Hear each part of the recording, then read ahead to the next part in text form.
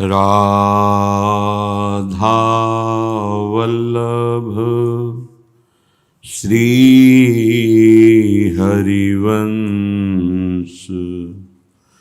राधा वल्लभ श्री हरिवंश। राधा वल्लभ श्री हरिवंश। राधा वल्लभ श्री हरिवंश। वृंदावनेश्वरी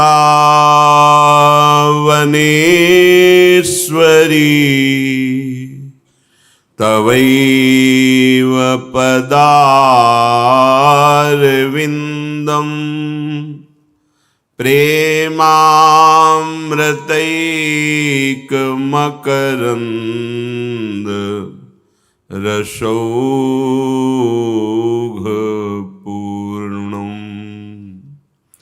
हृद्यर्पितं मधुपते स्मरतापमुग्रं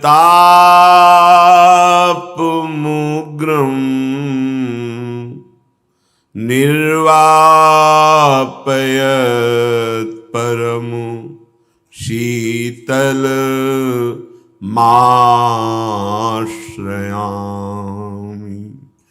निर्वापयत् परमु शीतल माश्रयामि।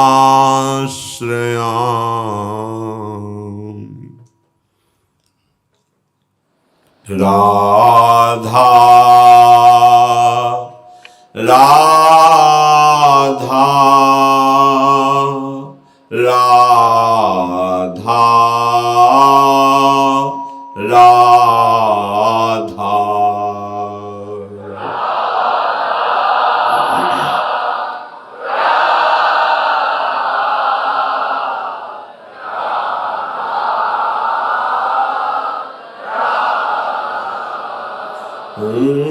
राधा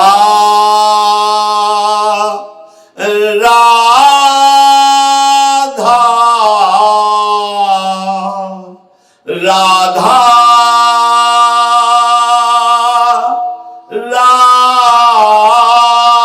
राधा।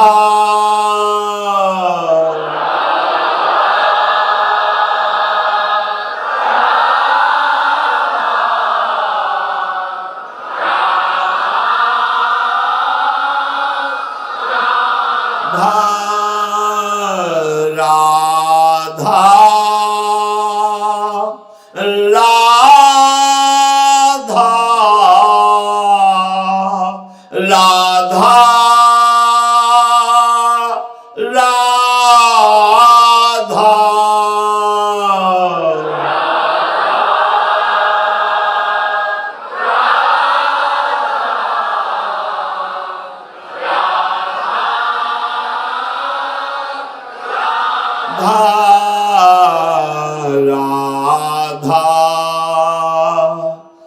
राधा राधा राधा राधा।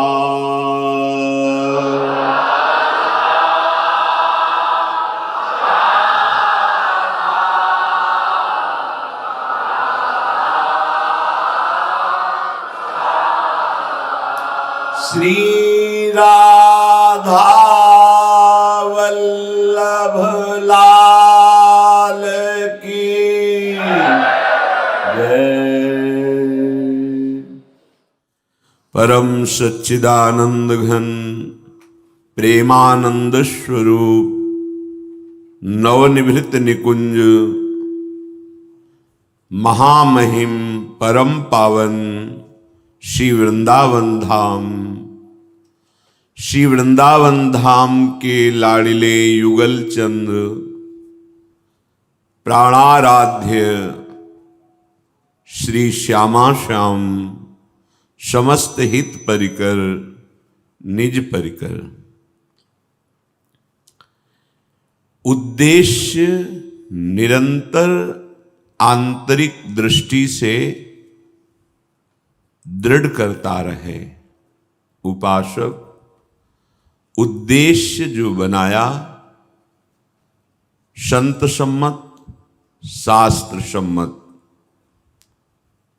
हमारा उद्देश्य संत सम्मत शास्त्र सम्मत, और जो उद्देश्य बना अंतर्दृष्टि से प्रतिपल उसको दृढ़ करना। दृढ़ तभी होता है जब उसके विपरीतता का त्याग कर दिया जाए। जो लक्ष्य बना है उसके विपरीत ना तो आचरण बने, ना चिंतन बने, और ना ही ऐसों का संग हो। जो उद्देश्य के विपरीत जीवन जीते हैं, ऐसों का संग ना हो, अंदर से विपरीत चिंतन ना हो, शरीर से विपरीत क्रियाएं ना हो, तो हमारा उद्देश्य दृढ़ हो जाएगा। उद्देश्य दृढ़ होते ही दिव्य साधना का प्रादुर्भाव भगवत प्रेरित हो जाता है। जो आप केवल निमित्त मात्र होते हैं और वो दिव्य साधना आपके द्वारा करा ली जाती है। उसी से दिव्य ज्ञान, दिव्य प्रेम, सुदृढ़ वैराग्य, ये स्थितियां आती हैं। बुद्धिगत जो विषयों का त्याग पढ़ सुन के होता है वो स्थायी नहीं होता है। न जाने कब बुद्धि हमारी फिसल जाए, ना जानो छिन अंत कवन बुद्धि घटे प्रकाशित। पता नहीं हृदय में कब ये बदल जाए बुद्धि, इसका भरोसा नहीं। इसलिए जब तक भगवत चिंतन चल रहा है तो बुद्धि हमें फंसा नहीं सकती। त्रिगुण माया का प्रभाव उसी के हृदय को प्रभावित करता है जहां त्रिगुणातीत श्री भगवान का चिंतन नहीं है, प्रभु का चिंतन नहीं है। यदि चिंतन हो रहा है और कुमार्गगामी स्फुरणाएं हो रही हैं तो चिंता की कोई बात नहीं, वो नष्ट हो जाएंगे। जिस दिन संपूर्ण वासनाओं का क्षय हो गया, उसी दिन प्रिया प्रीतम आपके हृदय में जो हैं वो प्रकाशित हो जाएंगे। श्रीपाद कह रहे हैं, अहो वृंदारण्योज्ज्वल मदन गोपाल वदनोल्लसच्चंद्रा लोका द्वत किमिहि लोका विरमत अयम मूर्धात्यद्धा सकल यल सिद्धा बुदयता मुपायानां पंच स्वपि च पुरुषार्थेषु परमः। अहो, ये शब्द आश्चर्य में होता है। अहो, कितना आश्चर्य में है ये वृंदावन। अहो वृंदारण्योज्ज्वल मदन गोपाल वदनो। मलिन अंतःकरण को वृंदावन की रहनी से, रहने मात्र से वृंदावन परम उज्ज्वल बना देता है। उज्ज्वल प्रेम है, मलिन काम है। उज्ज्वल अनुराग है, मलिन राग है। उज्ज्वलता गुणातीत है, मलिनता गुणों के प्रभाव से है। अर्थात जिसने भगवत प्राप्ति का लक्ष्य बनाकर श्रीधाम वृंदावन का आश्रय वास स्वीकार किया। संतों की, रसिकों की वाणी के प्रभाव से अपनी सांसारिक रहनी को साधुता की रहनी में, धाम की रहनी में बदल दिया, तो उसके हृदय में उज्ज्वल प्रेम रस वृंदावन प्रकाशित कर देता है। इसी उज्ज्वल प्रेम रस के प्रकाश में मदन मोहन मोहिनी जू का साक्षात्कार होता है। जब तक प्रेम प्रकाश नहीं, तब तक प्रिया प्रीतम का साक्षात्कार नहीं होता। ये वृंदावन मदन मोहन अर्थात काम को भी मोहित करने वाले यो जुगल सरकार हैं, इनका साक्षात्कार कराने वाला प्रेम प्रदान करता है। श्रीपाद कह रहे हैं, तुम्हारे अंदर ये वृत्ति क्यों नहीं है? प्रश्न कर रहे हैं, तुम क्यों वंचित हो इस सुख से? किसके लिए, क्या चाहते हो? बहुत सत्य बात है, हम सुख चाहते हैं। हम चाहे संसार में लगें या प्रभु में लगें, हमारा उद्देश्य सुख होता है, मुझे सुख मिले। आप देखो, बिना इस चाह के कोई कदम नहीं रख सकता, न भगवत मार्ग में न संसार के मार्ग में। यदि हम संसार में अधर्माचरण करते हैं तो उसके मूल में सुख भोगने की लालसा होती है। बुद्धि शुद्ध है तो धर्माचरण करते हैं, उसके भी मूल में सुख भोगने की लालसा होती है। और धर्म से परम धर्म, जिसे भागवत धर्म, प्रेम धर्म कहते हैं, अगर हम इसकी भी प्राप्ति करना चाहते हैं तो सुख प्राप्ति की लालसा से, अंदर से देख लो, सबके हृदय में सुख होना ही चाहिए। कामना से ही कामना का त्याग करना है। अधर्म आचरण से कभी किसी को सुख प्राप्त नहीं हुआ, ना होगा, ना हो सकता है, क्योंकि भगवान सर्वज्ञ त्रिकालज्ञ हैं, वो स्वयं वर्णन करते हैं। जो अधर्माचरण करता है, भगवद विमुख है, उसकी स्थिति क्या होती है? बोले चिंताम परिमेयाम च प्रलयांतामुपाश्रिता कामोपभोग परमा एतावदिति निश्चिता। श्री भगवान के ही वचन हैं। जिसने सुख प्राप्ति की लालसा से ये निश्चय बुद्धि में कर लिया कि भोगों के भोगने में सुख है,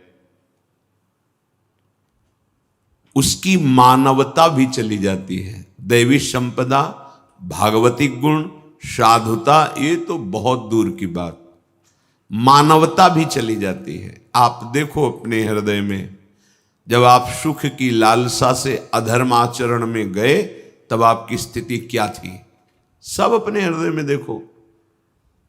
कोई एक थोड़ी है कि एक की बात हो रही, सब की बात हो रही।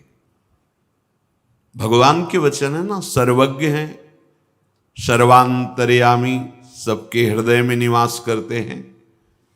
सुख की लालसा से जिसने बुद्धि की प्रेरणा ये हुई कि भोगों में सुख है, और ये बात बुद्धि की मान ली, उसकी मानवता का भी नाश हो जाता है। जो मानव के आचरण हैं, उन आचरणों से गिर जाता है। जैसे कल किसी ने प्रश्न किया, आप कहते हैं कि मांस मत खाइए, अगर नहीं खाएंगे तो कोई ना कोई तो खाएगा ही, तो हम ही क्यों ना खा लें? हम मना मनुष्यों को करते हैं, राक्षसों को नहीं करते। यदि आप राक्षस हो तो यहां आने की जरूरत नहीं है और हमारी बात सुनने की जरूरत नहीं है। राक्षस को क्या मतलब साधु की बात सुनने की? मां नहीं मात पिता नहीं देवा, साधुन ते करवावें सेवा, जिनके ये आचरण भवानी, ते निश्चर समझानो प्राप्त। वो राक्षस हैं। देखो देखो, माता पिता का अपमान करते, संतों की अवहेलना करते, उनको भिखमंगा समझते हैं, उनको झूठ समझते हैं, असत समझते हैं, मनमानी आचरण करते हैं। और एक शब्द ज्ञान का, आत्मा की चाह को कभी दबाना नहीं चाहिए। आत्मा में परमात्मा रहता है। अरे वारे ज्ञानी धन्य है। ब्रह्म ज्ञान बिन नारी नर करे न दूसरी बात, कौड़ी लागी लोभवश करें विप्र गुरुघात। ये ज्ञान होगा। ज्ञान तो हिरण्यकश्यप भी बहुत जोर का उपदेश किया जब हिरणाक्ष का वध हुआ अपने परिवार को, पर उनमें से एक शब्द भी अपने आचरण में नहीं लाया, अपने जीवन में नहीं लाया। कैसी मंद बुद्धि हो गई। आपका जहां जन्म हुआ है उसको कहते हैं मानव देह, और इसे देव दुर्लभ कहा गया है। किस लिए देव दुर्लभ? कि जिस सुख की खोज में हमारे द्वारा बहुत अधर्माचरण होते रहे, उन अधर्माचरणों को भस्म करके अब नए ऐसे परम पवित्र आचरण करेंगे जिससे हमें वास्तविक सुख मिल जाए। ये मानव देह इसलिए है। आपको यदि ऐसा लगता है कि हमारा अधिकार है, हम जो चाहे करें, तो प्रार्थना है हमारी बात मत सुनिए, हमारे पास मत आइए। आपको लाभ की जगह हानि मिल जाएगी। क्यों? अवहेलना, अवज्ञा। जो स्वाद हो अवज्ञा तुरत भवानी, कर कल्याण अखिल के हानि। भगवान ने उसने एक और बात कही, हम नहीं खाएंगे तो जीव बहुत बढ़ जाएंगे, फिर सृष्टि में क्या होगा? तुम बलवान और सुख भावना की पूर्ति के लिए ऐसा करते हो, तुम राक्षस नहीं हो। तुम्हारी बुद्धि तुम्हें गलत सलाह दे रही। प्यारे, ये जीवन भगवान की प्राप्ति के लिए, और जो भगवान की प्राप्ति के मार्ग में चलता है वो किसी भी जीव से द्रोह नहीं करता, किसी भी जीव को कष्ट नहीं देता, अपनी इंद्रियों के दुलार के लिए किसी को पीड़ा नहीं पहुंचाता, वचन से भी। फिर हिंसा आदि तो बहुत दूर की बात है। ये अज्ञान में फंसे हुए प्राणी समझते नहीं। प्रश्न उस, आप कहते हैं मछली ना खाइए, अगर नहीं खाएंगे तो रोडों में मछली घूमेगी। मतलब कैसी कैसी बुद्धि है, कैसी बुद्धि। सृष्टि का बैलेंस बनाने के लिए उसका अवतार हुआ है। वो जो कह रहा है ना मछली के, भैया 3 लीलाएं हैं, सृजन, पालन, संहार। और संहार करता बहुत प्रवीण है, कर्मों के अनुसार सबको एक बैच में ले आता है जिसका संहार करना होता है, और 1 सेकंड में अरबों का संहार, 1 सेकंड में, ये उसका काम चल रहा है। अगर तुम उसी के पार्षद हो तो संहार लीला में सम्मिलित हो जाओ। अगर तुम मुक्त होना चाहते हो दुखों से, संकटों से, चिंता से, जन्म मरण से, तो सही आचरणों में आ जाओ। हमारी प्रार्थना, हमारा उपदेश केवल आपको दुख रहित करने के लिए है। आपको डांटने के, आपको कड़वे वचन बोलने का उद्देश्य केवल जैसे मां अपने बच्चे को सुधारना चाहती है, बस वैसे भाव से, लेना न देना, मगन रहना। बस आप आए हैं तो हमारी बात सुन लीजिए और इसे मान लीजिए तो आप सुखी हो जाएंगे। बस आपने गलत जगह सुख मान रखा है। श्री भगवान के वचन है, चिंता मपरिमेयां च प्रलयांता मुपाश्रिताः कामोपभोग परमा एता वदिति निश्चिताः। जो भोगों में सुख है ऐसा निश्चय करके उतर गया भोगों में, तो उसकी मानवता नष्ट हो जाती है, वो असुर राक्षस बन जाता है। ये अच्छे से समझिए आप। अगर अब आपके अंदर राक्षस भाव का प्रादुर्भाव हो गया है तो आप साधु भाव की बातों की निंदा करेंगे, महत अपराध। आप वही कार्य करेंगे जिससे आपका पाप बढ़े, और पाप का परिणाम दुख, चिंता, नाना प्रकार के क्लेश। वह जो मानवता खो चुका है वो केवल कामोपभोग परायण रहता है। ऐसे गंदे पदार्थ पीना, गंदा भोजन पाना और गंदा संकल्प करना और गंदी क्रियाएं करना, वो केवल पाप ही कमा रहा है। उसका उद्देश्य होता है अधर्म के द्वारा, चोरी के द्वारा, हिंसा के द्वारा धन इकट्ठा करना और उससे मनमानी भोग भोगना। जो उसके इस भोग में बाधा पहुंचावे, इस लक्ष्य में, उसका नाश करने की सोचना, हिंसा कर देना, यह कर्तव्य है, यह लक्ष्य है, उसके चित्त में नहीं रहता। श्री भगवान कहते हैं ऐसे लोगों की पहचान है वो हर समय चिंता में जलते रहते हैं। भगवान हृदय में सबके बैठे हैं, ऊपर से तुम मुस्कुरा के बात करो तो उनसे थोड़ी छुप जाएगी। वो अंतर में अंतर्यामी बैठे, वो बोल रहे चिंताम परिमेयाम च, अपरिमित एक दो चिंताएं नहीं, चिंताओं की बाढ़ लग गई। उन चिंताओं से उसका हृदय जलता रहता है, भयभीत होता रहता है। उसे कभी भी, कहीं भी, किसी काल में, किसी लोक में शांति नहीं मिल सकती। भगवान कह रहे हैं अनेक चित्त विभ्रांता, अनेकों प्रकार की वासनाएं उसे भ्रमित करके फंसाती रहती हैं। मोहजाल समावृता, ऐसा ज्ञान का जाल बंध जाता है कि उसे समझ में ही नहीं आता। उसे समझाओ कि भाई ये सब छोड़ दो, गलती मान लो, प्रभु की शरण में हो जाओ, तुम्हारा मंगल हो जाएगा। वो तर्क रखते हैं, ऐसे तर्क रखते हैं जिसमें हंसी आती है। जैसे कोई बालक बोले ऐसे वो बोलते हैं। ये मोह जाल में जो फंसे हुए लोग हैं, ये केवल भोगों में ही सुख मानते हैं। इनका चित्त कभी एकाग्र नहीं होता, विभ्रांत भटकता रहता है। ऐसे को कभी शांति मिल सकती है? ऐसे को कभी सुख मिल सकता है?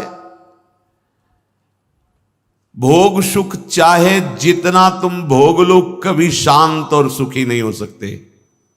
बात समझ लीजिए। इंद्रियां जब तक भोगों को भोग रही हैं, तब तक तुम जलते रहोगे, अशांत रहोगे। क्यों?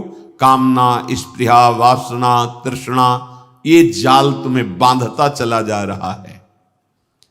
इस तथ्य को उनमें समझने की ताकत ही नहीं रह गई है। बहुत विचित्र विचित्र खोपड़ी रची ब्रह्मा जी ने। एक ने कहा आप ब्रह्मचर्य का उपदेश करते सब ब्रह्मचारी हो जाएगी, सृष्टि तो कैसे चलेगी? सब ब्रह्मचारी हो जाएगी। आप देखो तो ब्रह्मचर्य रहकर और अपने धर्मानुसार, साथ में वचन कहे हैं गृहस्थ में हो तो संतानोत्पत्ति के लिए ये भगवत पूजा होगी। आप जब ब्रह्मचर्य रहेंगे और फिर ऐसी भावना संतानोत्पत्ति की, तो चाहे पुत्र हो या पुत्री हो, वो समाज सेवी, जन कल्याण करने वाले, देशभक्त, भगवत भक्त ऐसे होंगे। ऐसा नहीं कि पुत्र ही देश समाज सेवा की योग्यता रखता है या भक्त बन सकता है, ऐसा नहीं। हमारे देश की राष्ट्रपति है, नहीं, वो भी तो किसी की पुत्री ही है। तो ये नहीं कहा जा सकता कि पुत्र में ही ऐसी योग्यता है, नहीं। राष्ट्र सेवा, भगवत सेवा, हर सामर्थ्य उसमें विराजमान है जो भगवान का अंश है। पोशाक स्त्री की हो या पुरुष की, इससे कोई मतलब नहीं। और जो संयम में नहीं है, ना उसमें कोई योग्यता होती है, ना देश सेवा की योग्यता रह जाती है। संयमी पुरुष ही महान से महान कार्य कर सकता है। कुमार्ग में सुख नहीं है, ये हृदय में बैठा लीजिए। ये इतना माया का प्रलोभन प्रबल है कि सत्संग के सुने हुए वाक्य अंदर आएंगे भगवत प्रेरणा से कि देखो वहां ये बात कही गई थी, आप ऐसा ना कीजिए, पर आप उसे स्वीकार नहीं कर सकते। क्यों? क्योंकि आपके अंदर बल नहीं रह गया है। बल, नाम बल, श्री हरिवंश नाम बल लहों, ये बल है। यदि एक क्षण भी नाम ना छूटे तो आप महाबली हो जाएंगे।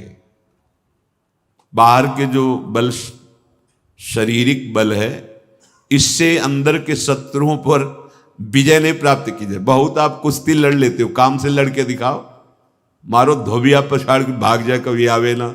है कोई वीर? कोई वीर नहीं। वो जब धोबिया पछाड़ मारेगा तो आप चाहे जितने बड़े बलशाली हो, आपको घुटने टेकने पड़ेंगे। ये माया के महाबली पहलवान हैं।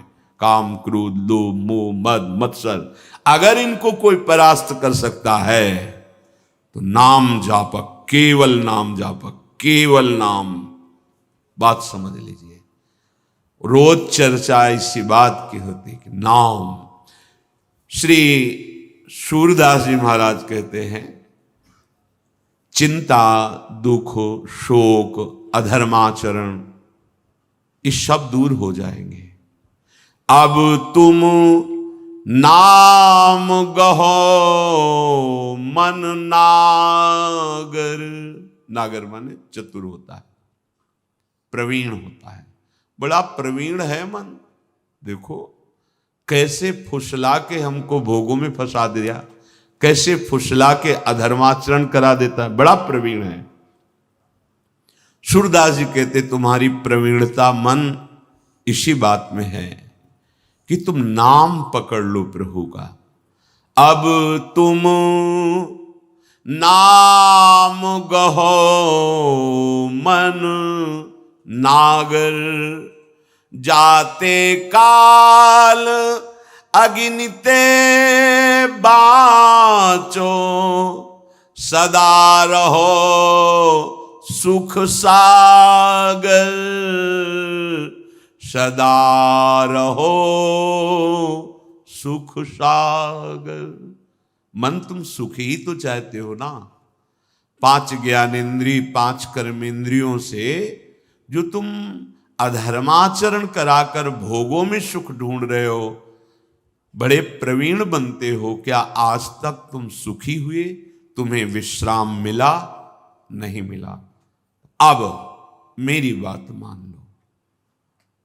पायो नाम चारु चिंतामणि, उर करते न खसई हो, अब लो नशानी अब ना नसई हो। बहुत बड़ी हमें सिद्धि मिल गई, मानो चिंतामणि मिल गई। चिंतामणि चिंतित पदार्थों को प्रदान करने वाली। क्या? बोले नाम। कहाँ रखना है? बोले उर करते न, हृदय रूपी हाथ में नाम रखना है। यहां राधा राधा राधा राधा। अब तुम संबोधन करें, बहुत कुछ कर लिया, अब नाम गहो मन नागर। अय चतुर मन प्रवीण मन, अब तुम नाम। राम ही भजे ते चतुर नर। वही प्रवीण है जो वस्तु, व्यक्ति, आकर्षण, व्यवहार, क्रियाएं, इनके करते हुए नाम जब चला रहा है। क्या होगा? बोले कालाग्नि तुम्हें आंच भी नहीं पहुंचा पाएगी और सदा सुख सागर में डूबे रहोगे। परम सत्य, परम सत्य। शरीर चाहे जितनी रोग के प्रभाव से पीड़ा में हो, पर यदि नाम चल रहा है, प्रभु का चिंतन चल रहा है, तो तुमसे सत्य कहते हैं, सामर्थ्य नहीं किसी पीड़ा की कि व्याकुल कर दे। नहीं है। काल रूपी अग्नि का ताप भी आपको स्पर्श नहीं करेगा। कई बार बताया है कि जो नाम जापक है उनका जब शरीर छूटता है तो जो शास्त्रों में वर्णन किया गया है कि जन्मते और प्राण त्यागते समय महान दुख होता है, वो दुख उससे नहीं व्यापता। जैसे महान गजराज के गले से फूलों की माला, मोगरा की माला टूट के गिर जाए, पता भी नहीं चलेगा, ऐसे शरीर छूटता है भक्तों को, उनको कोई पीड़ा नहीं होती। मारी न सके, जिसकी जिह्वा पे निरंतर नाम चल रहा है, कोई उसे मार नहीं सकता। काल भी, हां, शरीर का परिवर्तन हो जाएगा, वो भगवत स्वरूप में स्थित होकर अपने आराध्य देव के समीप पहुंच जाएगा। पर उसको ऐसा जैसे स्वप्न में जैसे देखा, सो गया और मैं अमुक जगह पहुंच गया, ऐसा कोई पीड़ा नहीं, कोई यमदूत नजदीक नहीं आएंगे, कोई कष्ट नहीं, सहज में ऐसे ही बस इस शरीर का विस्मरण और भगवत देह की प्राप्ति और धाम प्रवेश, कोई कष्ट नहीं। मारी न सके, नाम जापक को कोई मार नहीं सकता, न मृत्यु न काल, बस शरीर का परिवर्तन होना है, क्योंकि एक बिल्कुल परम सत्य समय है उसका। जितने वर्ष, जितने सेकेंड, जितनी श्वासें, उसके आगे वो बढ़ा नहीं सकता। पर उसको जो शरीर छूटने में महान कष्ट हो, वो नहीं होता है। वो आनंद मगन होकर विस्मृत शरीर भगवत देह की प्राप्ति धाम स्वप्नवत, एकदम कोई कष्ट उसे नहीं होता। विघन नहीं ग्रासय, नाम जापक को कोई भी ग्रह नक्षत्र, कोई भी शुभ अशुभ विनायक ये विघ्न नहीं डाल सकते। राधा वल्लभ भजत भज, भली भली सब होए, जिते विनायक शुभ अशुभ विघ्न करे नहीं कोय। विघ्न करे नहीं कोय, डरे कलिकाल कष्ट भय, हरे सकल संताप हरस हरिनाम जपत जय। कोई भी विघ्न नहीं, अन्य आश्रय न लेना। उपासना का प्रारंभ भगवान के बहुत स्वरूपों, बहुत विग्रहों से होता है, और उपासना की स्थिति जब रंग लाती है तो अपने आराध्य देव के ही नाम रूप में आसक्त हो जाता है। फिर वहां चिंता की जरूरत नहीं कि अब तो हम ये उत्सव आ गया, अमुक देवता का उत्सव आ गया, अमुक आराधना का, तो 4 दिन इनकी भी आराधना कर लेते हैं। नहीं, अपने आराध्य देव में स्थित रहोगे तो जितने भी स्वरूप हैं वो सब आप पर प्रसन्न हो जाएंगे, क्योंकि एक तत्व है, स्वरूप बहुत है। हितधाम में जब सत्संग हो रहा था तो एक बार एक रसिक जन आए थे। रसिक इसलिए कि जो रस की उपासना में है, लाडली जू से अपनापन करते हैं। तो उन्होंने कहा था कि एक हमारे मन में प्रश्न है और उसको संकोच के कारण कर नहीं पाते, पर आज उत्साह हुआ है एकांतिक में, हम आपसे प्रश्न करें। उस समय एकांतिक 1-2 से ही होता था, सब बाहर बैठो, 1-2 जिसका है प्रश्न उसका उत्तर फिर जाए। तो उन्होंने कहा कि जब हमें भय का अवसर आवे तो हनुमान जी की आराधना कर लेते हैं, जब कामना पूर्ति की इच्छा होती है तो देवी जी की आराधना कर लेते हैं। और अपने लाडली लाल तो है ही है, भोग लगाया आरती पर, तो लाडली लाल को क्या समझा है, खिलौना समझ लिया है। अनंत शक्तियां जिनकी आज्ञा पे रहती हैं वो लाडली जो हैं। आप क्या जानते हैं, कई बार नहीं सुना बरसाने के गहवर वन के संत की कथा, जो एक सिद्ध काली जिस राजा को थी वो आए और हटो हटो राज कर्मचारी कह रहे हैं, ओ राधा राधा मस्त पड़े रजत में, मधुकरी पाए छाया थी, ऐसे गहवर वन की सांकरी गलियां हैं। राजा ने एक साष्टांग दंडवत की, दूसरी तीसरी ऐसे ही। अरे भैया हो गया है, राधा राधा एक बार कर ली तो बोले हम कोई श्रद्धा से थोड़ी कर रहे हैं। फिर बोले हमें भद्रकाली सिद्ध हैं और हम जिसे संकल्प करके एक बार साष्टांग कर लो फट जाएगा वो, पर आपको कुछ नहीं हुआ तो तुम जिंदगी भर करते रहो कुछ नहीं होगा। बोले तो तुम किस देवी की आराधना करते हो? अब ठसक है इष्ट राधा महारानी निकुंज देवी।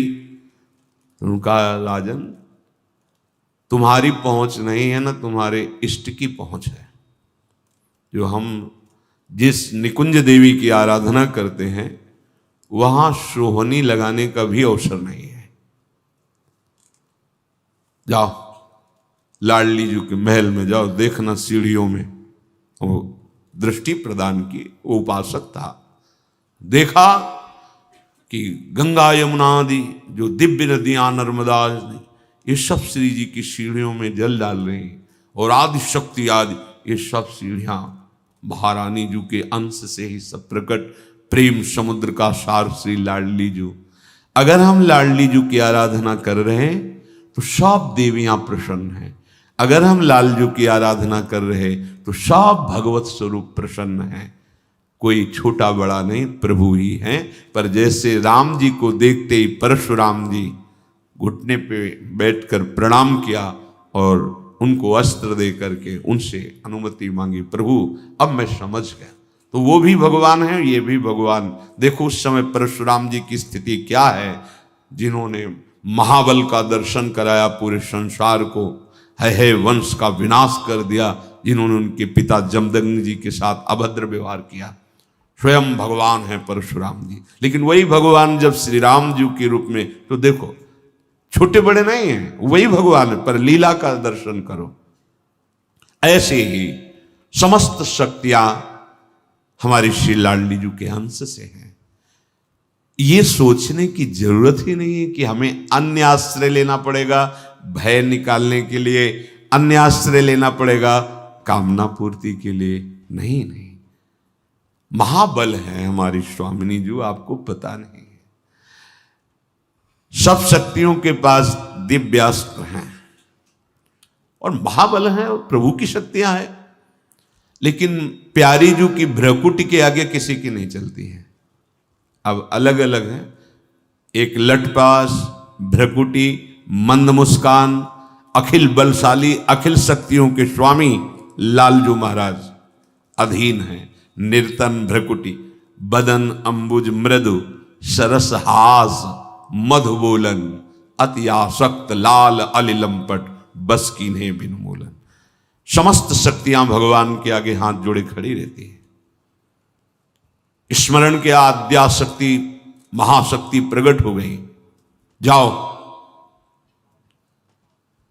बलराम जी विराजमान हैं, वह भी उदर में कर्षण करके रोहिणी जी के घर में, और तुम स्वयं जाकर यशोदा कन्या होने की लीला करो। ऐसा ऐसा होगा, ये नाम होंगे तुम्हारे, तुम्हारी आराधना से सबकी कामनाएं पूर्ति होंगी। भगवान कह रहे हैं, भगवान आदेश करे, भगवान की शक्तियां हैं सब, महाशक्ति भगवान, और स्वयं भगवान बने हुए, भगवान ही दुर्गा, भगवान ही काली, वही कृष्ण वही काली, विविध रूपों में। तो जब हमें प्रभु के इस रूप की आराधना करने का अवसर मिला, जो मूल सबके अवतारी हैं युगल सरकार, अब मन वचन कर्म से अनन्य हो जाना है। ये नहीं डरना है कि अब ये अवसर आया तो वहां जल चढ़ा दिए, ये प्रारंभ की साधना थी। अब तो अनन्य व्रत, और इसी अनन्य व्रत से वो प्रभु को अधीन कर लेता है और उस महासुख को प्राप्त करता है जो कहीं किसी भी साधन में नहीं है। ये अनन्यता बड़ी दुर्लभ वस्तु है, पर अनन्यता बहुत सरस होती है। अनन्यता को ना समझने के कारण अनन्यता को कट्टरता में ले आते हैं, जिससे कठोर वर्ताव वाणी से और चेष्टाओं से, वो अज्ञानी है अभी समझ नहीं पाया। कठोर व्यवहार, कट्टरता ये नहीं होती अनन्यता में। भगवद अनन्यता में सरसता और दैन्यता और मृदु व्यवहार होता है। ये जो अनन्यता को आगे रख करके कठोर व्यवहार करते हैं, कड़ुआ वचन बोलते हैं या हिंसा करते हैं, अज्ञान में है, वो नहीं जानते अनन्यता का स्वरूप। अनन्यता बहुत बड़ी सिद्धि है, भक्ति मार्ग की अनन्यता बहुत बड़ी उपलब्धि है। धन्य है वो महापुरुष जो अपने आराध्य देव में अनन्य है। गोस्वामी जी संपूर्ण ज्ञान के ज्ञाता भी है, हर मार्ग का उनको ज्ञान है। पर जब अपने आराध्य देव की बात तो कहती, बने तो रघुबर ते बने, बिगड़े तो भरपूर, तुलसी और अंते बने, ता बनबे पे धूर। क्या ज्ञान नहीं है क्या गोस्वामी जी को कि सृष्टि में कोई और कोई है क्या? वो पहले कह चुके, सिय राम में सब जग जानी। उनको पता है, पर सब सिय राम में है ये पता है, पर सिया राम मेरे हैं। जैसे मां जैसी और मां, सब में भगवत स्वरूप, पर जो हमें भगवत स्वरूप आराधना के लिए गुरुदेव ने दिया, प्रिया प्रीतम अभिनीत से पूर्ण, विघन न ग्रासय, तुम्हें कोई भी विघ्न व्याप्त नहीं होगा, कोई परास्त नहीं कर सकता। राधा राधा राधा, विश्वास करो। जो पे कृष्ण चरण मन अर्पित तो करी है का नवग्रह रंग। अगर तुम्हारा मन प्रभु के चरणों में अर्पित है तो नवग्रह प्रतिकूल स्थानों पर होने पर भी अनुकूल व्यवस्था आपकी करेंगे, क्योंकि आप सही मार्ग में जा रहे हो। और बहुत अनुकूल ग्रह हैं पर प्रतिकूल हो प्रभु के आज्ञा के, तो दुख और अशांति के सिवा कुछ नहीं मिलेगा। जम न चढ़ावे कागर, जिसकी जिह्वा में नाम चल रहा है तो यमराज अपना खाता ही हटा देते हैं, उसका नाम नहीं चढ़ाते खाता में।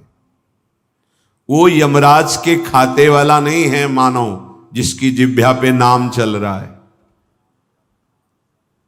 अपने यमदूतों से यमराज जी ने कहा था, जब अजामिल के प्रसंग में था गए, कि भगवान हम तो आपको ही त्रिभुवन का स्वामी समझते हैं, पर वो दिव्य ऐसे देव पार्षद आए और उन्होंने तत्काल यमपास को काट दिया और हमको डांट लगा के कहा, तुम कौन हो? हमने कहा, हम भगवान धर्मराज के दूत हैं। तो धर्म का ज्ञान है तुम्हें? प्रभु वो तो बहुत धर्म का उपदेश करने वाले बड़े तेजस्वी, वो कौन थे? क्या आपसे भी बढ़कर कोई स्वामी है? तब कहा था यम जी ने कि हम तो एक लोकपाल हैं, अनंत महिमाशाली प्रभु श्री हरि के वो पार्षद हैं जो तुमसे मिले। याद कर लो, जिसके गले में कंठी बंधी हो वो हरि नाम जपता हो, भूल के पास मत जाना। हम भी उनसे डरते हैं, तुम तो हमारे दूत हो, अगर कहीं कुछ त्रुटि हो गई तो फिर भस्म हो जाओगे तुम। और हमको भी डर लगता है कि प्रभु के विरुद्ध कहीं कोई आचरण न बन जाए। तो जो थोड़ा भी नाम जप करता हो उस पे हमारा अधिकार नहीं है। और आप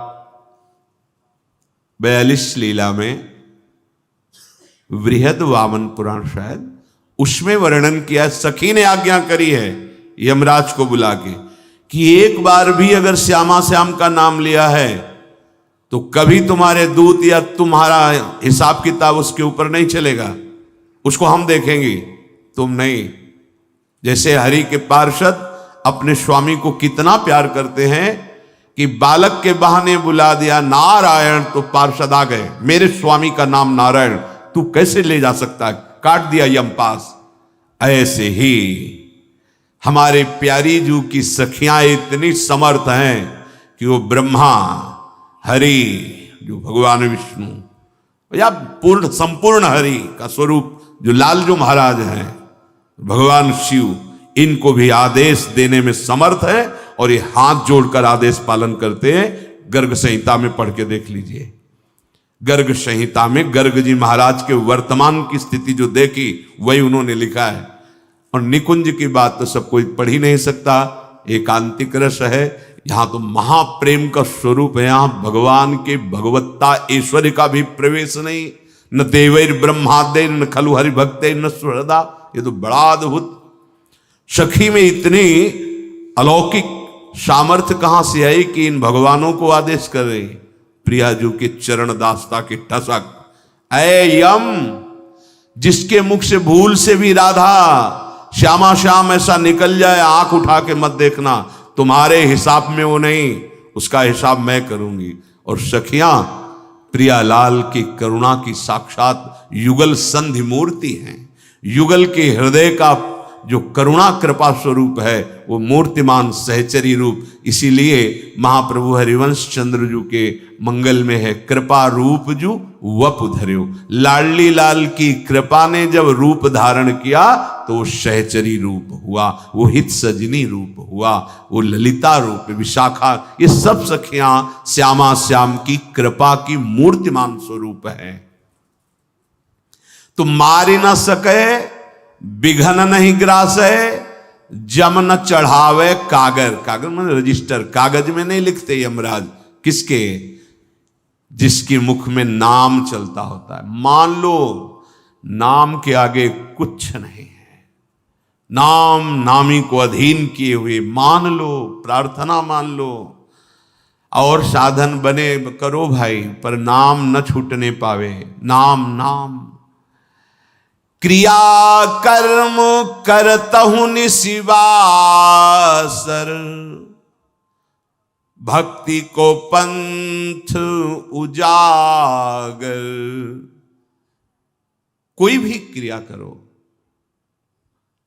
कोई भी नाम चल सकता है। बड़ा चमत्कार नाम में है, मान लीजिए आप, अद्भुत चमत्कार है। ये बाहरी माया के चमत्कारों को चमत्कार नहीं कहते, आंतरिक चमत्कार। काम शांत हो गया, अब तुम्हें गुस्सा नहीं आता, अब तुम्हें शारीरिक मोह नहीं रह गया, तुम्हारे हृदय में कोई इच्छा ही नहीं रह गई, कोई भी द्वंद्व अब तुम्हें विचलित नहीं, चमत्कार हो गया। अनंत जन्मों की विकृति शांत हो गई, अनंत जन्मों से हमें नष्ट करते चले आए, शांत हो गए। आप त्रिभुवन विजेता हो गए, त्रिभुवन विजय, षड्विकार विजय प्राप्त कर लिया, त्रिभुवन विजेता हो गए। किसने करवाया ये? नाम ने, नाम पक्का।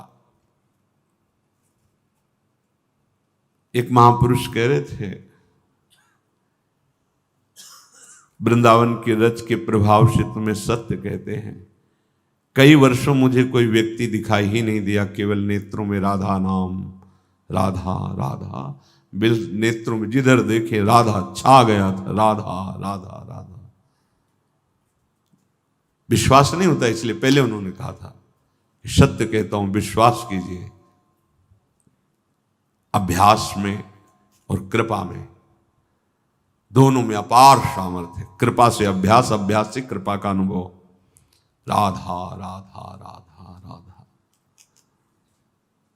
कह रहे थे कोई ऐसा दिन नहीं कि महापुरुष नाम है अंतर में, एकांतिक में, आंतरिक। बड़े बड़े महापुरुष राधा नाम के प्रभाव से, महापुरुषों को के वचनों से ही तो गरजने का सौभाग्य मिला है। उनकी अनुभूतियां और उनके प्रसाद से, उनकी बताई हुई युक्तियों से जो बल आया, वही बल तो प्रसाद रूप से अपने सबको मिल रहा है। अपने स्वीकार करें। मारी न सके बिघन नहीं ग्रासे, जम न चढ़ावे कागर। क्रिया कर्म करतहु निशिव। कहीं भी तुम कुछ भी क्रिया कर रहे हो, देखो तार्किक लोगों के लिए नहीं, ये आस्तिक और विश्वास करके वचन स्वीकार करने वालों के लिए अध्यात्म है। तर्क में तो कभी विश्राम है ही नहीं, करते रहो। क्यों क्यों क्यों क्यों, कभी खत्म ही नहीं होगा। आपके ऊपर हम बहुत श्रद्धा करते हैं, लेकिन अगर मगर क्यों, ये शब्दों का प्रयोग श्रद्धा में नहीं होता। श्रद्धा उसे कहते सुना और मान लिया। सदन जी का कुल परंपरा से कार्य था जो मांस विक्रय करना, वो करते थे, खूब नाम जप करते, बड़े सिद्ध महापुरुष हुए, उनकी क्रिया थी वो कर रहे।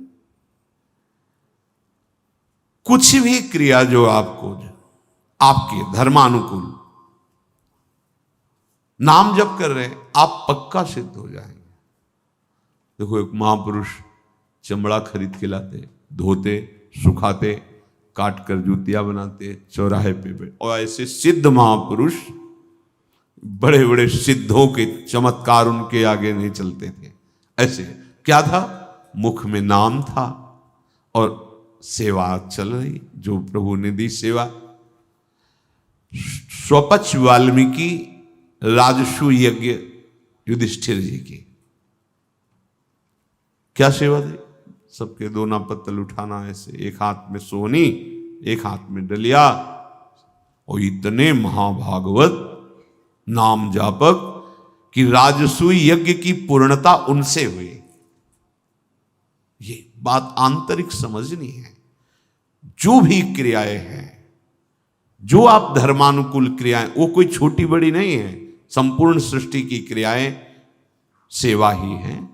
अपने धर्मानुसार सेवा करते हुए, क्रिया करते हुए नाम जब आदेश कर रहे हैं।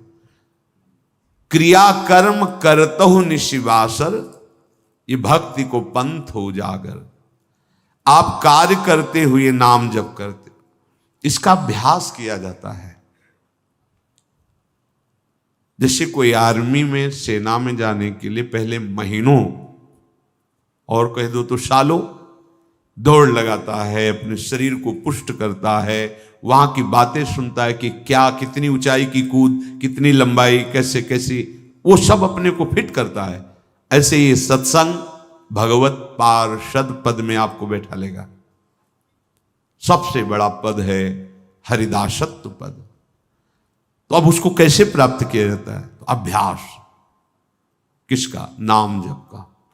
ये बहुत मतलब हृदय की बात कह रहा हूं। विश्राम है ये, अब कुछ नहीं रह गया, और एक ही बात रह गई।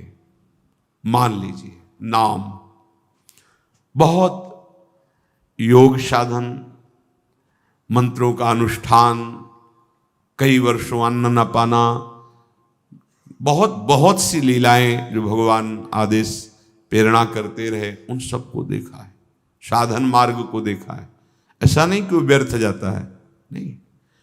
उसी से इतनी जोर की बात समझ में आई है कि उपासक को अन्यत्र समय बर्बाद नहीं करना चाहिए, नाम में लग जाना चाहिए। ये पूरे जीवन के साधन मार्ग में चलने की बात समझ में आई है। पक्का भगवान की, गुरु की कृपा से उपनिषदों का भी स्वाध्याय, दर्शन, योग वासिष्ठ, बड़े बड़े महापुरुषों के अष्टावक गीता, ये बड़े बड़े सब, फिर वो सार बात नाम आया है, सार बात आई है। और ये बड़े महापुरुषों की बात, नाम। सोची विचारी सकल श्रुति सम्मति। सूरदास जी भी कह रहे, ये बहुत सोच विचार के मैं कह रहा हूं, ऐसे नहीं कह रहा। देखो बात, और समस्त वेद पुराण शास्त्रों की सम्मति, हर्षते और ना, अगर भगवान से बढ़कर कोई नहीं है, अगर है तो वो नाम है। कहूं कहां लगी नाम बढ़ाई, और राम न सकहि नाम गुण गाई। सच्ची बात, सच्ची बात। भगवान को अधीन करने वाला भगवान का नाम है। अहो भाग्य है, प्रणाम योग्य है। सतरति सतरति सा लोकान तारयति, जिसके हृदय में बात बैठ गई कि भाई अब तो सब तज, बस हरि भज नाम। अब तो क्या साधना है, क्या कोई साधना नहीं, नाम। नाम कीर्तन, गुण कीर्तन, नाम जपना। शरीर है तो जो चेष्टाएं हो रही, जो चेष्टाएं, खेती बाड़ी, व्यापार, नौकरी, सब में नाम चल सकता है। अभ्यास इस बात का किया गया है, भूखे रहकर, प्रसाद पाकर, सर्दी में, गर्मी में, चलते हुए, मेहनत करते हुए, अभ्यास। गुरु आश्रम में बहुत मेहनत शारीरिक, पर नाम न छूटे।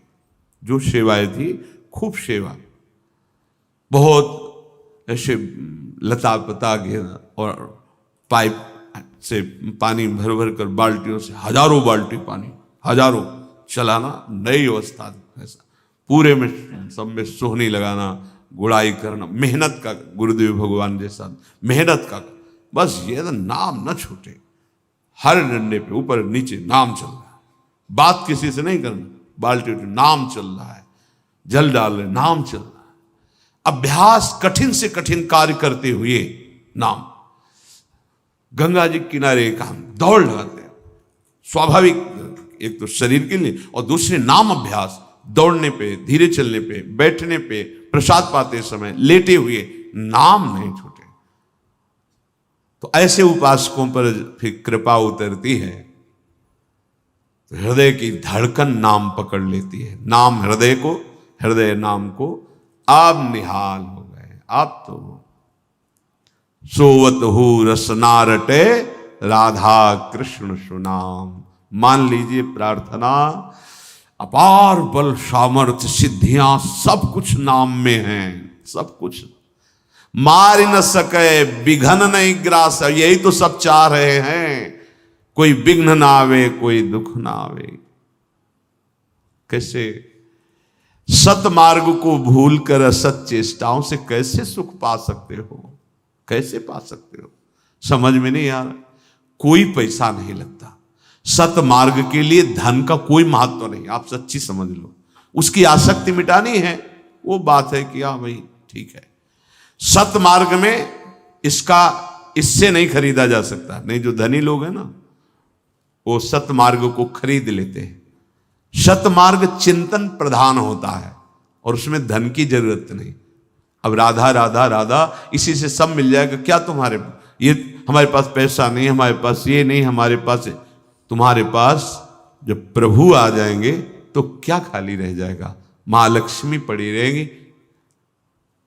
आपको इच्छा नहीं होगी कि मुझे ये सांसारिक भोग, ब्रह्मादिक के भोग सब विषम लागत है, घर में पड़ी रहेंगी। जगत माता है, वैभव इतना आ जाएगा अगर आप चाहेंगे। पर नाम रूपी पहले धन कमाओ।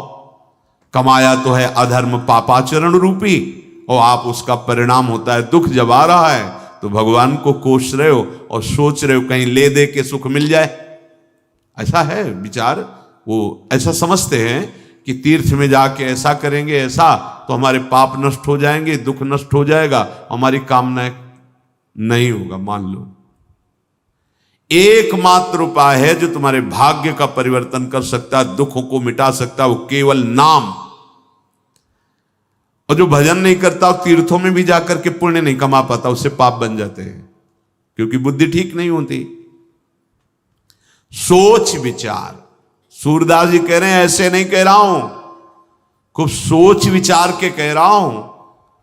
और सकल श्रुति सम्मति, शेष जितने भी शास्त्र पुराण हैं उन सब का सार कह रहा हूं। मेरा विचार, शास्त्रों का विचार, हरि से बड़ा कोई और नहीं है। और हरि को अधीन कर ले, उसको नाम कहते हैं। नाम, हरि का नाम। सूरदास प्रभु इही अवसर भजी, सब उतरी चलो भव पार। खूब सोच विचार के कह रहा हूं, शास्त्र सम्मत कह रहा हूं। सबका सार एक ही बात है कि हरि का नाम अपनी जिह्वा में बैठा लो और सब चलो, उतर चलते हैं इस दुखमय भव समुद्र से। आप चिंता, शोक, नाना प्रकार की दुर्वासनाएं, इनसे तभी पार हो सकते हैं। नहीं तो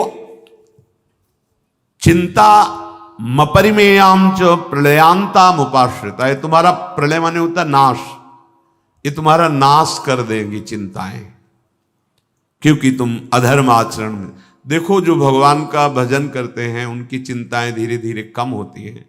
जो भजन नहीं करते हैं उनको देखो, चिंता ही चिंता है। मतलब कुछ क्षण अगर वो ऐसे बैठे तो लगता है कि आप जाओ यहां से, या खुद चल दो यहां से। नहीं समझने वाले ये लोग सत्य मानते हैं भोगों को, सत्य मानते हैं संसार को। बस अगर वो संत के पास भगवत कृपा से पहुंचते हैं या भगवान के मंदिर में श्री विग्रह, तो वो वही अपनी चिंताओं की पूर्ति चाहते हैं। देखो, जितना मिला है उतने में तो तुम्हारी चिंताएं मिटी नहीं, और बढ़ जाएगा ना तो भयंकर चिंताओं से युक्त हो जाओगे। यहां सुख नहीं है, यहां से जाना है, आज नहीं तो कल जाना है। जब जाना है तो सम रहो, सम। जो दुख सुख लाभ हानि जय पराजय चुपचाप सह जाओ, नाम जप करो, आगे परमानंद प्रकट हो जाएगा। ये हमारी बुद्धि, ये हमारा मन बहुत धोखा दे रहा है। जब कोई भगवान के मार्ग में चलता है तो दो चीजें उसके सामने माया फेंकती है, भारी प्रतिकूलता और या भारी प्रलोभन। भगवान के मार्ग में प्रलोभन और प्रतिकूल, वो अंदर से देखती टूटेगा या किसमें।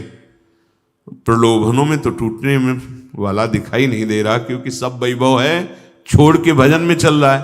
तो विपरीतता, प्रतिकूलता, इसमें तो भागेगा। नचिकेता को जब उनके पिता ने उन्हीं के उत्सव में गौएं वो बांट रहे थे, पिता उनके ब्रह्म ऋषि थे, तो नचिकेता ने देखा दूध देने वाली बड़ी स्वस्थ गौएं वो तो गौशाला में रखे हुए हैं, और जो बहुत ही क्षीणकाय जिनमें दुग्ध भी नहीं, ऐसी गौएं दान कर दूं। उनका पिताजी ये गौएं आप कैसे दान कर रहे हैं? गौशाला में तो बहुत सुंदर दुग्ध देने वाली गौएं, आप ब्रह्म ऋषियों को ऐसी गौएं दान कर रहे हो? नवीन अवस्था थी। पिताजी ने पहली बार समझाया कि जो मैं कर रहा हूं उस पर आप हस्तक्षेप मत करो। ये जितनी गौएं अच्छी रखी वो तुम्हारे लिए रखी। तो उन्होंने कहा कि ये उचित तो नहीं है, दान उस वस्तु का करना चाहिए जो सबसे अच्छी लगे। और यहां उल्टा होता है ना, जिसे हमने देखा है, जो सुपारी वगैरह दुकानों में रखते हैं, जनरल स्टोर कहते हैं, हाँ, उसमें जैसे गए वह सुपारी दे दो, नारियल दे दो, वो समझ जाते हैं सर, तो भगवान के लिए चाहिए, पूजा के लिए, हाँ, वो अलग रखी रहती है। क्योंकि जो स्रोतों में कटने पर जरा भी काली ऐसी होती है तो लोग फिर वापस, तो वो जान जाते हैं, हल्की हो जाती है ऐसे बेकार वाली, वो एक अलग पात्र में रखी रहती है, और वो बढ़िया वाली अलग रहती है।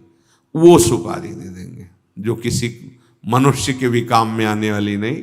नारियल पानी सूख गया है, पता नहीं अंदर है उसमें कि कुछ नहीं, बजाओ तो कुछ सुनाई नहीं देता, बस वो नारियल सूखा ऐसा। और जो कपड़ा है वो ऐसा कि किसी प्रयोग में ना है। पूजा का कपड़ा, पूजा का नारियल, पूजा की सुपारी, ये अलग होती है।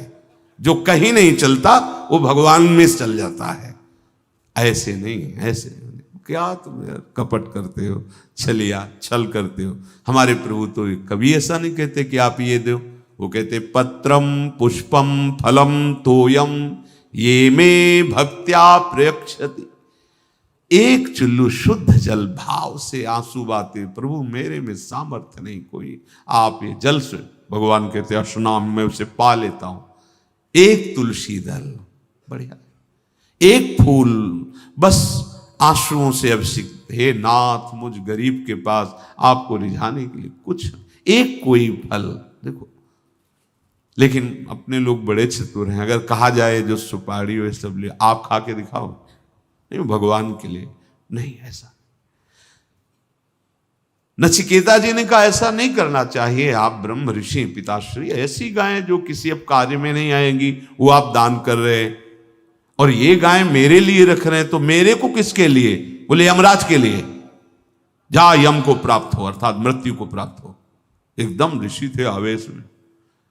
अब चूंकि उनका कोई अपराध नहीं था और बहुत ही तप युक्त थे, तो सशरीर यमलोक पहुंच गए। वहां जब गए तो यमराज जी ब्रह्मा जी की सभा में गए थे। जैसे बड़े बड़े अधिकारी हैं तो प्रदेश के मुख्यमंत्री की जब बैठक होगी तो सबको जाना पड़ेगा, और जब देश की होगी तो मुख्यमंत्रियों को सब प्रधान। ऐसे ही ब्रह्मा जी प्रधान है सृष्टि के, परमेष्टि पद में। समस्त लोकपाल वहां किसी कारण से एकत्रित हुए थे। तो यमराज जी की पत्नी ने उनका स्वागत किया आतिथ्य धर्म के अनुसार, और कहा विराजमान होइए। वो गए हैं, जब तक आते हैं तो आप विश्राम कीजिए। जब यमराज जी आए, नचिकेता जी का परिचय, अच्छा तो आपका क्या स्वागत करें, क्योंकि आप धर्मयुक्त होकर आए हुए हैं। आप कोई अधर्म नहीं किए, कोई पाप नहीं किए, आप धर्मयुक्त, इसलिए हम आपका आदर और सम्मान करते हैं। और आप जो चाहेंगे वो मैं तुम्हें प्रदान करूंगा, तुम मेरे अतिथि हो। उन्होंने कहा कि हमने ऋषियों के मुख से सुना है आत्म तत्व का बोध बड़ा दुर्लभ है, मैं आत्मज्ञान प्राप्त करना चाहता हूं आपके द्वारा। वह नहीं नहीं नहीं, तुम इसकी तो बात भी मत करो। हां, तुम्हें अगर चाहिए तो मैं पृथ्वी का सम्राट पद, बहुत काल तक युवावस्था को प्राप्त होकर भोगों को भोगो, जो चाहोगे वो भोग सब तुम्हें प्राप्त हो जाएंगे, पर तुम ब्रह्मबोध की बात मत करो, आत्मविद्या की बात मत करो। तो उनका, भगवान मुझे संपूर्ण मृत्युलोक का सम्राट पद और भोग नहीं चाहिए। देख लो, सुनो, जब आप भगवत प्राप्ति के लिए चलोगे तो या प्रलोभन और या विपत्ति प्रतिकूलता भेजी जाएगी। नचिकेता ने कहा, आपसे हम एक और प्रश्न करते हैं। आप जो मुझे सम्राट पद और भोग देने की बात कह रहे हैं, यद्यपि आपकी बात नहीं काटनी चाहिए, तो आप क्या बताओ, अगर मैं स्वीकार कर लूं तो मैं तृप्त हो जाऊंगा, मेरी कोई कामना नहीं रह जाएगी, मैं कामना रहित हो जाऊंगा? तो बोले नहीं नहीं नहीं, ऐसा तो नहीं होगा। तुम जो चाहोगे तुम्हें भोग मिलेगा, पर तुम्हारी कामनाएं पूर्ण नहीं होंगी, तुम्हारे अंदर तृष्णा बढ़ जाएगी। तो फिर आप हमें भुलावे में क्यों डाल रहे? बहुत प्रवीण नचिकेता जी थे। उन्होंने कहा, फिर आप, इसलिए मुझे मृत्यु लोक का कोई वैभव नहीं चाहिए, तो तुम फिर स्वर्ग का राज्य ले लीजिए, मैं देवराज इंद्र से कह करके आप जो सुख चाहोगे, पर आत्मविद्या के विषय में प्रश्न मत करो। तो क्या वहां कामनाओं की पूर्ति हो जाएगी, मैं तृप्त हो जाऊंगा? बोले नहीं, ऐसा भी नहीं हो सकता। बोले भगवान अब आप परीक्षा न लीजिए, मुझे आत्मविद्या के सिवा कुछ नहीं चाहिए। तब उनको अधिकारी जानकर अध्यात्म का उपदेश किया। बुद्धि जिसकी शुद्ध होती है उसको ये संसार के वैभव ऐसे समझ में आते हैं जैसे जिस पैसे का महत्व खत्म हो गया है वैसे। जैसे पहले 2000 के नोट चले थे, अब एक ट्रक 2000 के नोट आपको दिए जाए तो कैसा रहेगा? एक पैसे का भी महत्व नहीं रहेगा। ऐसे ही जो प्रभु के महत्व में स्थित हो चुके हैं, उनके नाम गुण महिमा लीला महत्व जागृत हो गया, तुम्हें व्यवहार में वैसे ही नजर आएंगे, पर अंदर से महत्व नहीं है, बिल्कुल महत्व नहीं है। जहां बुद्धि शुद्ध होती वहीं वो सावधान रहती है, अशुद्ध बुद्धि सावधान नहीं रहती। अगर सुख प्रलोभन में फिसल गए तो परमार्थ के पथिक नहीं रह गए, अगर दुख प्रतिकूलता में डर गए तो कितने ऐसे जन आते हैं जिनको वो कहते हैं मुझे डर लगता है। निर्भय मार्ग में डर लगता है और भय वाले मार्ग में तुम निडर होकर बढ़ते चले जा रहे हो। कैसी विपरीत बुद्धि है। इंद्रियों को तत्काल रोकने में समर्थ होती शुद्ध बुद्धि, और ये बुद्धि शुद्ध तभी होती है जब श्री भगवान में लगती है। मयि मन आदत्स्व मयि बुद्धिम निवेश है। धन्य है वो उपासक जो ऐसी भावना रखता है कि मेरी आंखें, मेरे कान, मेरी जबान नष्ट हो जाए यदि भगवान के विरुद्ध कुछ बोलूं, कुछ देखूं, कुछ सुनूं। देखो, अपने आराध्य देव के विरुद्ध कुछ सुनूं, कुछ देखूं, कुछ बोलूं तो मेरी जबान, कान, नाक, ये सब किस काम के? नाक घ्राणेन्द्रिय भगवान के पुष्प श्री चरणों में जो चढ़े हुए प्रसादी तुलसी, इससे सब पाप नष्ट होते हैं। हृदय पवित्र, एक एक इंद्रिय को पावन कर लेता है भक्त। अगर भगवद विमुख है तो प्रलयांत वो नाश को प्राप्त होगा। बड़ी बड़ी चिंताएं शोक उसे ग्रसित कर लेंगे। तो श्रीपाद कह रहे हैं, अहो वृंदारण्योज्वल मदन गोपाल वदनो। मदन गोपाल श्री लालजू महाराज और मदन मोहन को भी मोहित करने वाली मोहिनी जो, ये महासुख प्रदान करने वाली हैं। तुम अपने जीवन को इनसे विमुख करके क्यों वंचित हो रहे हो? कौन सा सुख चाहते हो? अतिशीघ्र मेरी बात मान लो, तुम्हारा जीवन सफल हो जाएगा। अयम मूर्धात्यद्धा सकल यल सिद्धा बुद्धियता मुपायानाम पंचस्वपिच पुरुषार्थेषु परमा। मैं तुम्हें कहता हूं तुम्हारा जीवन शीघ्र सफल हो जाएगा। तुम जो जो चाहते हो तुम्हें प्राप्त हो जाएगा, समस्त पुरुषार्थ।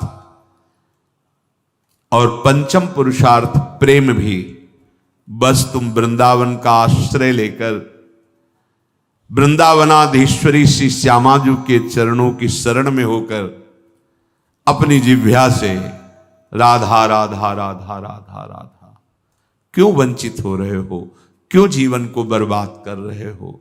जीवन की सार्थकता, जीवन का परम सुख, जीवन का परम शांति लाभ प्रियालाल के चरणों का आश्रय, प्रियालाल का नाम, ये दो बहुत जोर की बात है। और ये तभी परिपक्व होगा जब आपका कुसंग त्याग, अभक्ष भोजन का त्याग और असत चिंतन त्याग, तीन बातें उपासक देखता रहे। कुसंग न होने पावे, अभक्ष पदार्थ अंदर न जाने पावे। देखा है, सादा भोजन हो, सात्विक, कम मात्रा में हो, बहुत भजन होता है, ये देखा है। और बहुत पकवान वो सात्विक दिखाई दे रहा है, वो चाहे खीर, पुआ, पकौड़ी, कचौड़ी, सब बहुत दिखाई दे रहा, सात्विक है, स्वादिष्ट है। भजन आपका वैसे नहीं चलेगा, आप देख लेना। ये तो पूरे जीवन की बात बता रहे, कोई एक दो दिन बार की थोड़ी है, पूरे जीवन की बात। जब कभी ऐसा अवसर आवे तो जहां चार पाते हो, एक या दो से काम चला लो, प्राण थोड़ी छूट जाएंगे।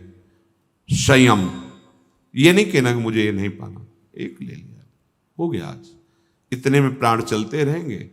फिर अनुकूल मिलेगा जब कल या शाम के, तो देख लेंगे। बहुत सावधानी से एक एक क्षण हमारा भगवान में लगे, इसी जन्म में मुझे भगवत साक्षात्कार हो, हम वंचित न रह जाए। चलते हैं पांडवों के पावन प्रसंग को सुनने से भगवान के चरणों में भक्ति बढ़ती है और सहनशीलता आती है। प्रसंग चल रहा है, जब ये निश्चय हो गया कि अब युद्ध होगा ही,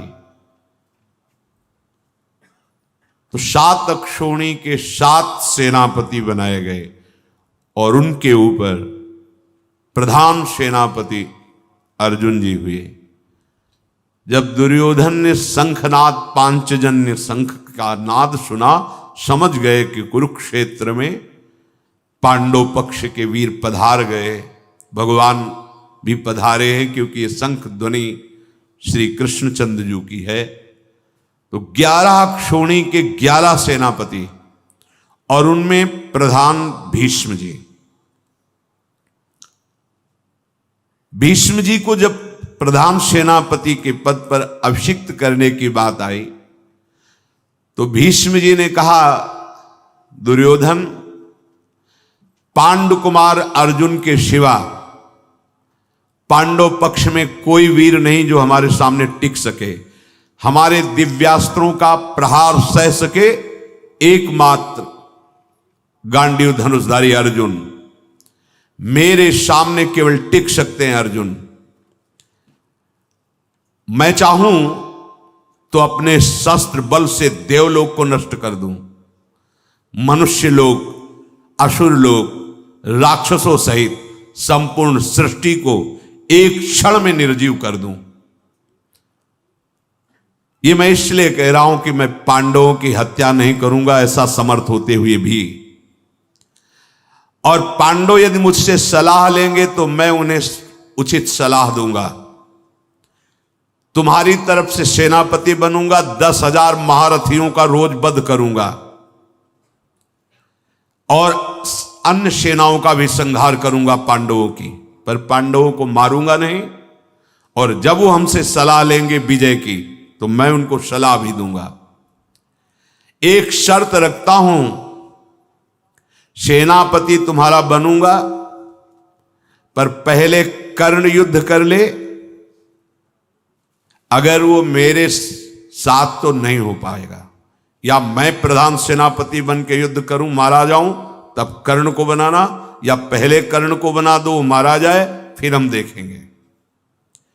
कर्ण बोला, गंगानंदन भीष्म तुम्हारे जीवित होते हुए मैं कैसे बन सकता हूं? युद्ध करो और तुम मारे जाओगे, फिर मैं सेनापति बनूंगा। तदनंतर धृतराष्ट्र पुत्र दुर्योधन ने ब्राह्मणों को बुलाकर भीष्म जी को प्रधान सेनापति के पद पर अभिषेक किया। उस समय बहुत से बाजे बज रहे थे, वेद मंत्र, हजारों भेरियां, शंख बजाए गए।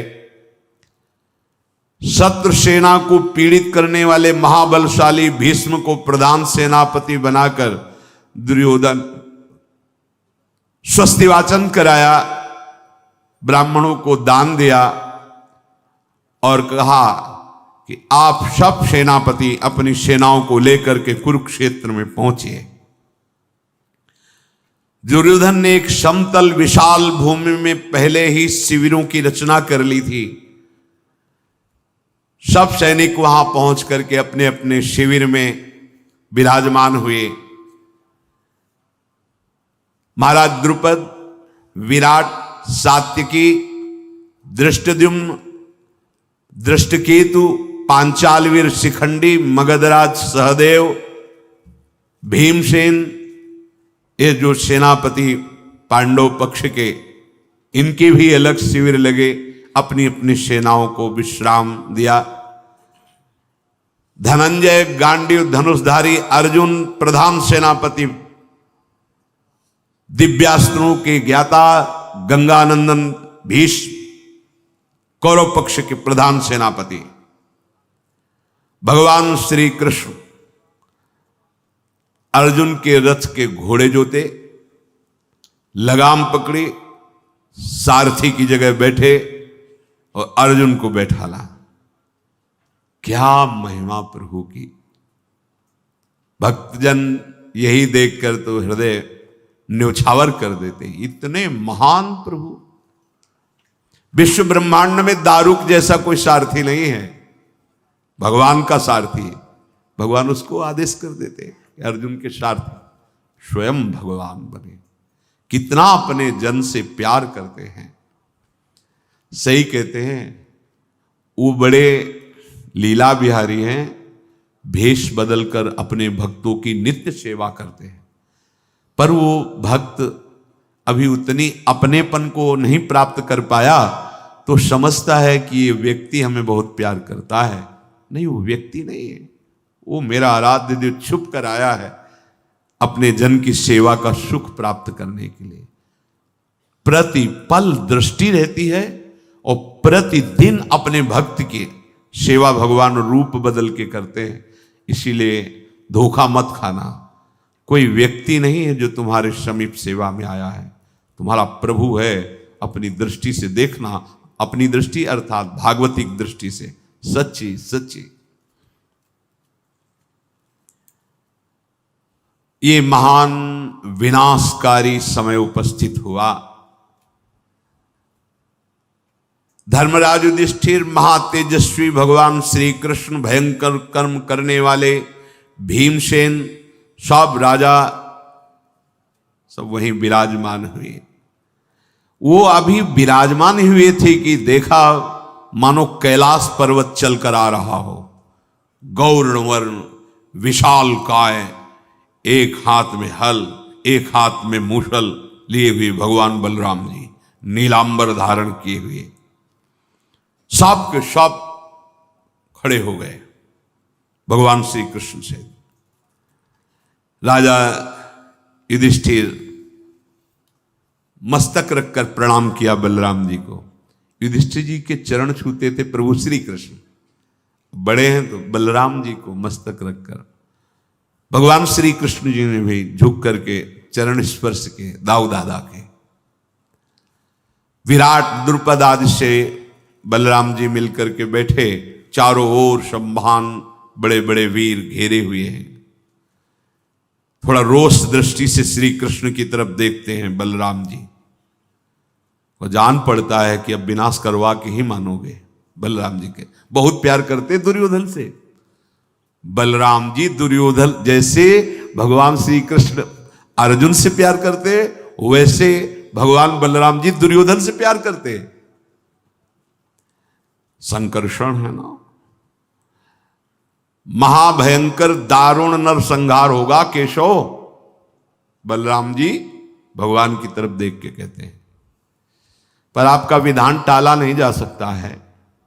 ये बड़े इसीलिए बने थे आके रामावतार में, जब कभी कोई जहां ऐसा होता कि प्रभु की महिमा पे कुछ तो एकदम जहां वो आवेश में आते तो राम जी कह देते, बोले अब कभी अवतार लेंगे ना तो हम बड़े बनेंगे, आप जब होता है तब बैठा देते, बैठो आके, जब अब हम बड़े बनेंगे। तो बड़े बनकर बलराम जी आए।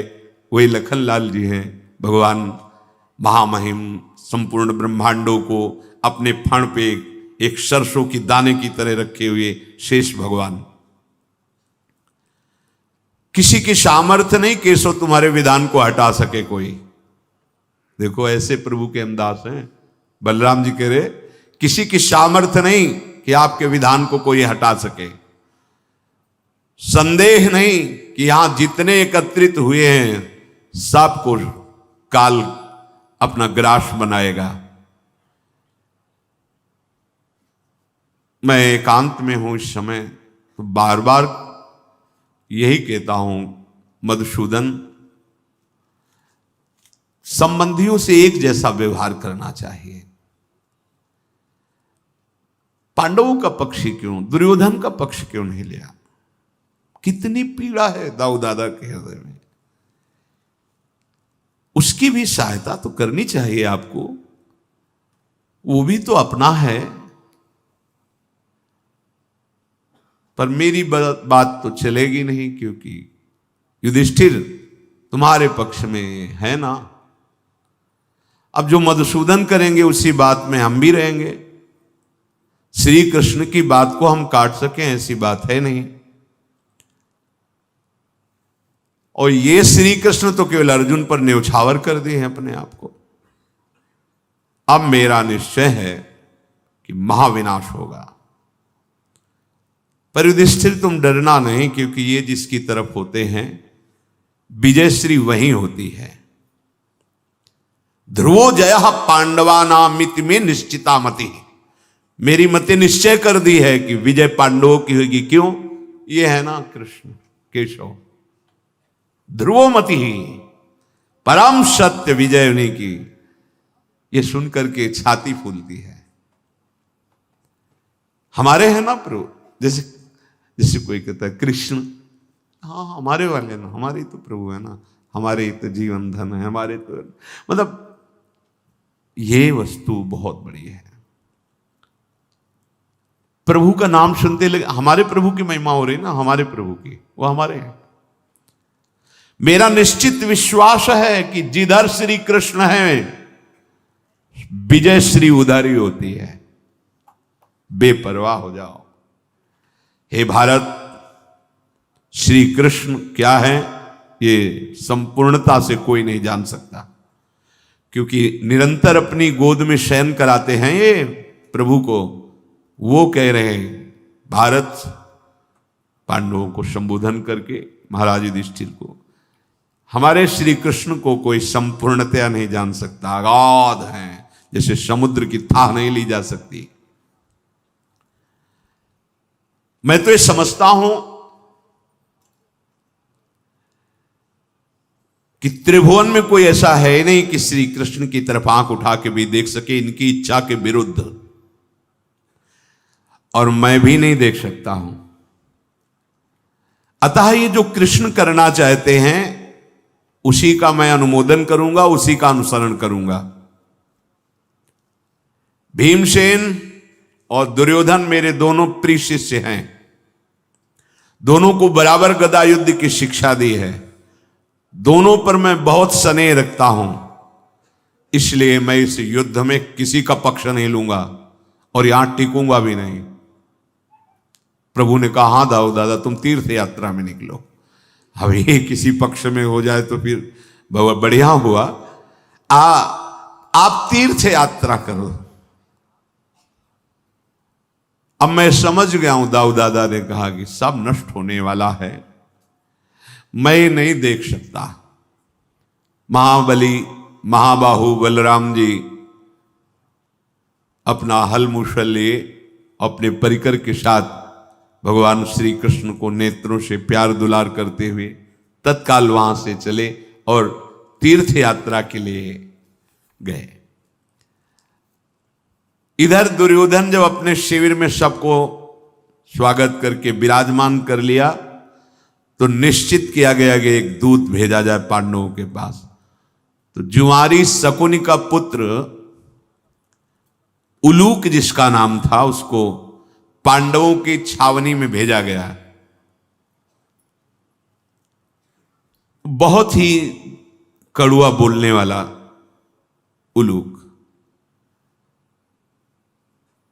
युधिष्ठिर जी ने देखा, आओ स्वागत है तुम्हारा, क्योंकि धर्मराज ही है। क्या तुम संदेश लेकर आए हो? क्योंकि लोभी और अहंकारी और अदूरदर्शी का सेवक अज्ञानी ही होता है। तुम्हारा स्वामी लोभी है, अहंकारी है और अदूरदर्शी है। बोलो तुम क्या बोलना चाहते हो? उलूक ने कहा, महाराज मैं अपने स्वामी का संदेश लेकर के आया हूं। तुम जुए में अपनी पत्नी भी हार गए, इतनी सामर्थ्य तुम में नहीं थी कि तुम पत्नी को भी बचा लेते। इस दशा में तुम अपने को पुरुष मानते हो, इस बात में संदेह है। मतलब वो बाण वाग बाण 12 वर्ष तक तुम्हें राज्य से बाहर रखा गया, निर्वासित कर दिया गया। 1 वर्ष तक राजा विराट के दास बनकर रहे, तुम अपने को पुरुष समझते हो? तुम्हें गुस्सा नहीं आया? भेजा था संधि कराने के लिए, 5 ही गांव दे दो। तुम्हें याद वो बातें नहीं आती? तुम्हें क्लेश नहीं होता? अरे द्रौपदी जी ने तुम्हें मुक्त करवाया, तुम्हारे अस्त्र वापस करवाए। तुम्हारे भाई भीमसेन तो बहुत बढ़ करके दुर्वचन बोल रहे थे, अब ताकत हो तो आवे और दुशासन का रक्तपान करें आकर के। हम आ चुके हैं कुरुक्षेत्र में। कहां गए तुम्हारे वो दिव्यास्त्र? आओ हम तुम्हारा स्वागत करते हैं। भीष्म का सामना किए बिना कोई ये कह दे कि मैं विजय प्राप्त कर लूंगा तो झूठा। तुम सत्यवादी पांडव झूठे हो। तुम भीष्म का सामना करने की सामर्थ्य नहीं रखते हो, केवल अपने पक्ष में बैठकर बात बनाते हो। पुरुषत्व हो तो आओ कुरुक्षेत्र में। यहीं से युद्ध प्रारंभ होता है। कटु वचन। अर्जुन तुम अत्यंत दुर्जय सूतपुत्र कर्ण को जीत सकते हो क्या? शल्य सचिपति इंद्र से भी युद्ध कर सकते हैं। तुम कैसे राज्य का लोभ रखते हो इनको हराए बिना?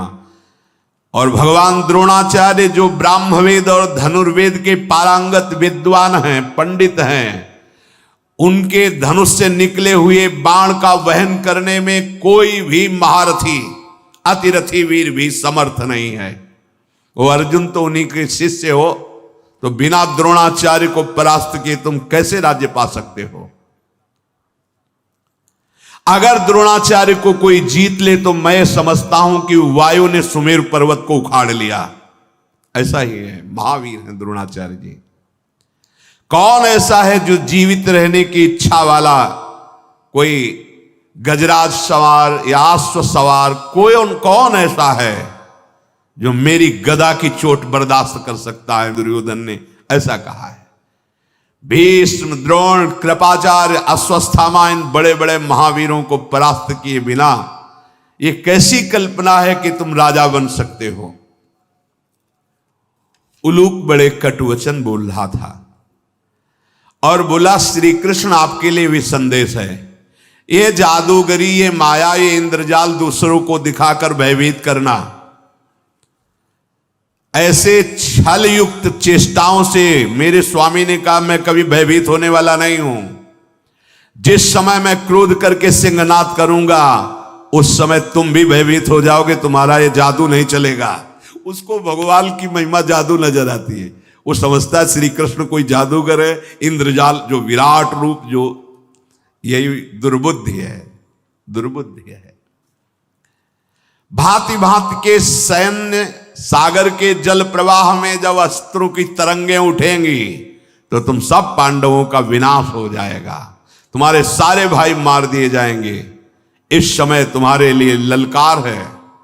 जैसे कोई विषधर सर्प विष की फुसकार करता हो, ऐसे दुर्योधन की कही हुई बातें शकुनि पुत्र उलूक ने युधिष्ठिर जी के सामने कही। पांडवों को बड़ा दुख हुआ कि हम तो संदेश भेजते हैं मृदु और ये भेजता है कटु। दशार कुलभूषण भगवान श्री कृष्ण खड़े हुए और मुस्कुराते हुए कहा, उलूक जाओ तुम अपने स्वामी दुर्योधन से कह देना तुम्हारी सारी इच्छाओं की पूर्ति की व्यवस्था हो गई। तुम जो जो चाहोगे, जैसे चाहोगे, सब इच्छा पूर्ति हो जाएगी। हमने तुम्हारा संदेश सुना और स्वीकार किया, उसका अर्थ भी समझा। निश्चित प्रातःकाल होते ही तुम्हारा स्वागत करूंगा। कह देना तुम अपने स्वामी से कि बस रात्रि व्यतीत होते ही युद्ध प्रारंभ हो जाएगा। भीम ने कहा, अरे मूर्ख शकुन पुत्र, अभी उठा के पटक के तेरा कचूमर निकाल देता। ये तो कहो कि जीत ऐसी है कि दूत को नहीं मारना चाहिए। मेरे महाराज के सामने मेरे प्रभु को भी इतना कड़ुआ संदेश।